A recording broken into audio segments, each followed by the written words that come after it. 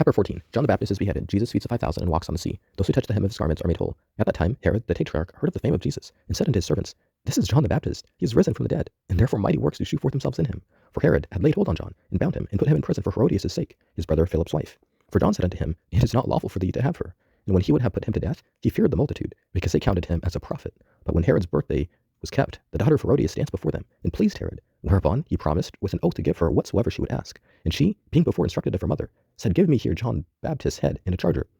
And the king was sorry, nevertheless for the oath's sake. And them which sat with him at meat, he commanded it to be given her. And he sent and beheaded John in the prison. And his head was brought in a charger, and given the damsel, and she brought it to her mother. And his disciples came and took up the body, and buried it, and went and told Jesus. When Jesus heard of it, he departed thence by ship into a desert place, apart. And when the people had heard thereof, they followed him on foot out of the cities. And Jesus went forth, and saw a great multitude, and was moved with compassion toward them. And he healed their sick. And when it was evening, his disciples came to him, saying, This is a desert place, and the time is now past. Send the multitude away, that they may go into the villages, and buy themselves victuals. But Jesus said unto them, They need not depart. Give ye them to eat. And they say unto him, We have here but 5 loaves and 2 fishes. He said, Bring them hither to me. And he commanded the multitudes to sit down on the grass, and took the 5 loaves and the 2 fishes, and looking up to heaven, he blessed, and brake, and gave the loaves to his disciples, and the disciples to the multitudes. And they did all eat, and were filled. And they took up of the fragments that remained 12 baskets full.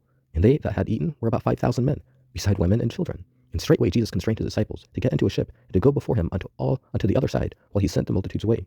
But when he had sent the multitudes away, he went up into a mountain apart to pray. And when the evening was come, he was there alone. But the ship was now in the midst of the sea, tossed with waves, for the wind was contrary. And in the 4th watch of the night, Jesus went unto them, walking on the sea.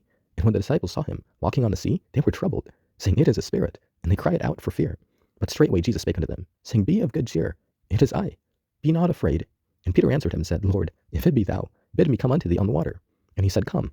And when Peter was come down out of the ship, he walked on the water to go to Jesus. But when he saw the wind boisterous, he was afraid, and beginning to sink, he cried, saying, Lord, save me. And immediately Jesus stretched forth his hand, and caught him, and said unto him, O thou of little faith, wherefore didst thou doubt? And when they were come into the ship, the wind ceased. Then they that were in the ship came and worshipped him, saying, Of a truth, thou art the Son of God. And when they were gone over, they came into the land of Gennesaret.